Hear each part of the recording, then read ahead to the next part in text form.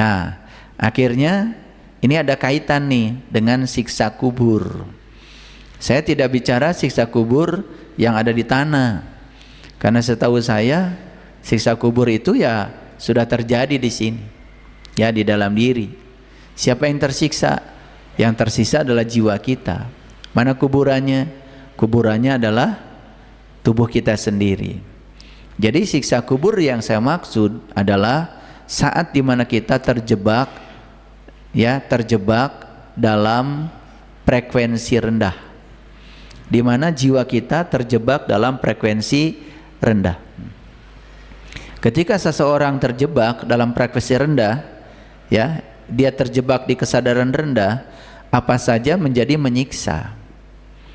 Ya, angin sepoi-sepoi aja bisa membuat dia tumbang, apalagi badai yang kencang.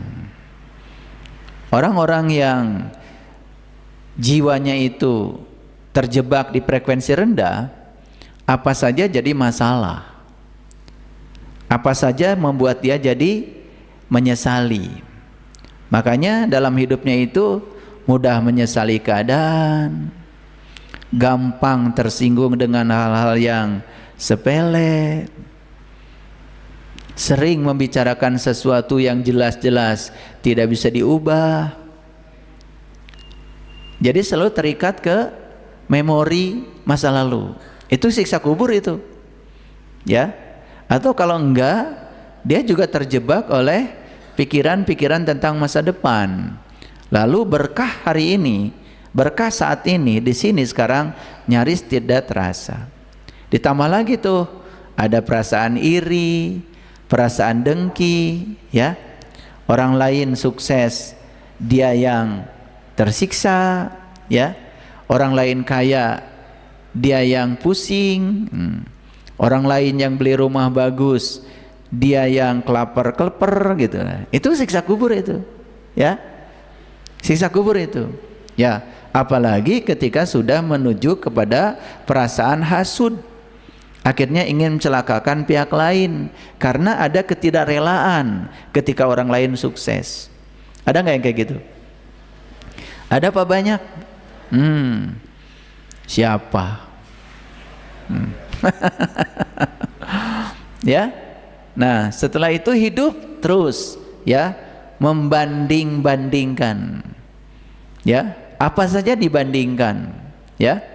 Suami dibandingkan dengan suami tetangga, istri dibandingkan dengan istri tetangga, segalanya dibandingkan, ya, sampai alis-alisnya aja dibandingkan, ya tuh.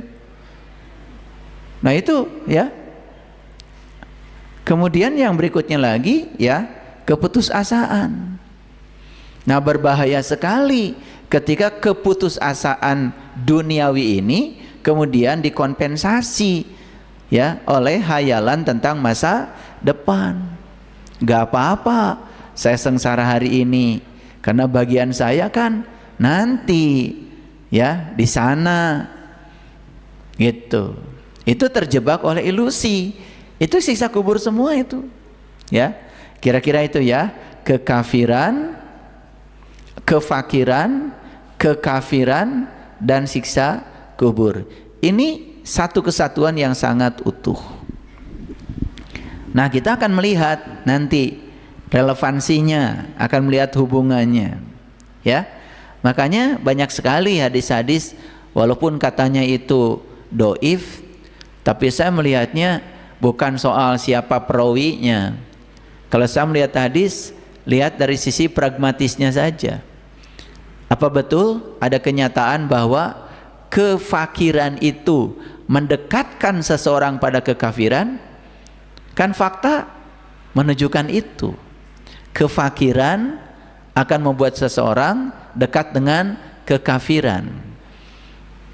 Bahkan tidak sedikit, ya, orang, ya, mengorbankan harga diri, mengorbankan moralitas, ya, mengorbankan kehormatan diri hanya demi untuk menutupi kefakirannya. Betul nggak? Gitu. Jadi memang kefakiran ini dekat sekali dengan kekafiran. Ya, walaupun itu hadisnya dikatakan palsu, saya nggak pernah melihat hadis ini palsu atau tidak dari perawinya, karena saya juga tidak pernah kenal, ya, kurikulum vitae dia juga saya nggak tahu, dan saya tidak mau menilai orang lain. Tapi saya melihat dari sisi pragmatisnya, apakah betul kefakiran itu mendekatkan seseorang pada kekafiran? Sederhana aja ya Bapak Ibu. Bapak Ibu hari ini kok bisa ngaji di sini? Pasti kan sudah punya cadangan buat makan siang. Betul nggak? Pasti sudah punya cadangan buat makan nanti sore. Saya yakin ya, yang belum punya cadangan buat makan hari ini belum tentu ada di sini. Mohon maaf, bukan meremehkan. Pasti sedang berjuang untuk mencari sesuatu agar hari ini bisa bertahan hidup. Betul nggak? Jadi kita bisa ada di sini ini mewah ya, mewah karena kita ya punya cadangan. Rumah ya mewah-mewah juga ada, ya kan? Mobil mahal-mahal juga punya, kan gitu ya. Uang banyak-banyak juga ada, kan gitu, ya kan? Iya. Makanan macam-macam juga di rumah ada, gitu kan? Jadi ada di sini. Coba mohon maaf, yang hari ini masih berjuang untuk bertahan hidup, saya yakin hari ini tidak ada di sini. Betul nggak? Gitu. Jadi kalau Bapak Ibu ini levelnya sekarang sudah mencoba untuk mengisi hidup, sudah mengembangkan makna hidup, sudah tidak terjebak lagi oleh ya situasi untuk mempertahankan hidup. Luar biasa kan? Itu. Jadi semakin jelas ya bahwa kefakiran itu dekat sekali dengan kekafiran. Bahkan tidak sedikit ya, mohon maaf, saya sering bicara, saya itu di universitas bukan hanya mengajar mata kuliah fisika, saya juga mengajar mata kuliah kewirausahaan, bahasa kerennya namanya entrepreneurship. Itu saya ngajar di banyak tempat ya. Nah yang terkejut ya, yang terkejut apa? Saya mau mengajarkan mata kuliah kewirausahaan. Jadi wirausaha itu artinya, wira itu kan sebenarnya berani, usaha itu ya usaha. Jadi wirausaha itu adalah keberanian untuk menciptakan usaha agar dia ya bisa menciptakan peluang kerja buat orang lain gitu. Saya kan sering mengatakan bahwa kerja di orang itu kan hanya menyiapkan masa depan orang. Kita pun harus ikut aturan orang. Ya, waktu kita juga ya udah dimiliki orang. Yang luar biasa, penghasilan kita tidak bisa ditentukan oleh kita, pasti ditentukan oleh orang yang memperkerjakan kita. Jadi udah tidak bisa nawar lagi gajinya pengen berapa. Jadi kalau ingin jadi orang kaya, ya jangan melamar kerja. Ya, melamar kerja itu ya berarti ingin menjadi orang yang bekerja. Paham ya? Aneh kan kita ini ya. Hidup butuh uang, tapi mencari pekerjaan. Harusnya kan kalau butuh uang mencari uang. Betul nggak? Betul nggak omongan saya? Katanya butuh uang, tapi ditanya mau kemana? Mau melamar kerja. Ya udah dapatnya kerjaan kan, bukan uang. Betul Pak tidak?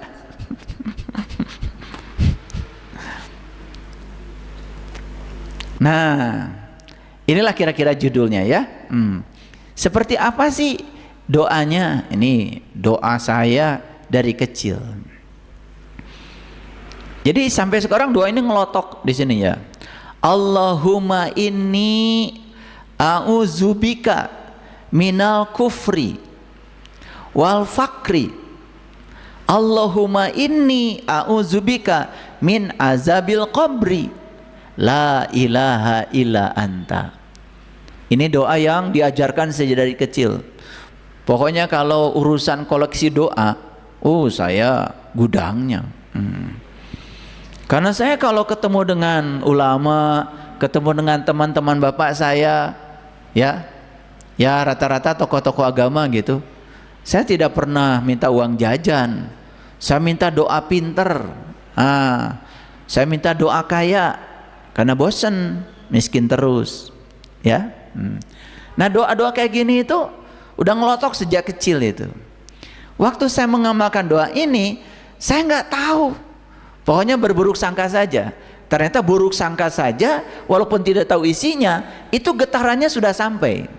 Nah, sekarang saja saya bicara energi, frekuensi, vibrasi. Setelah saya belajar banyak sains, neuroscience, ya, itu bahasanya mungkin berganti sedikit ya dari bahasa yang konvensional dulu.